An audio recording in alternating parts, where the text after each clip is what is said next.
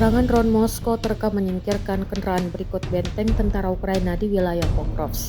Rekamannya diunggah di Telegram pada Kamis 13 Februari 2025.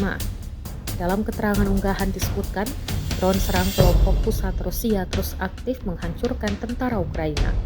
Tampak dalam rekaman, operasi drone sukses menyingkirkan kendaraan, peralatan militer, senjata, infanteri, dan posisi angkatan bersenjata Ukraina. Adapun kendaraan yang diserang diantaranya pengangkut personel lapis baja, kendaraan lapis baja tempur, titik tembak, truk pick-up, posisi, tempat perlindungan, dan sistem komunikasi Ukraina.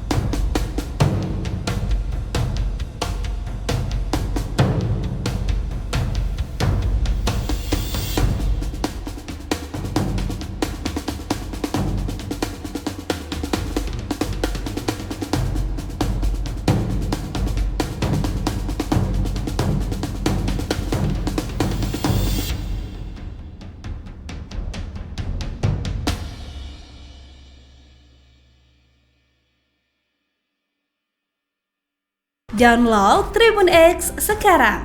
Menghadirkan lokal menjadi Indonesia.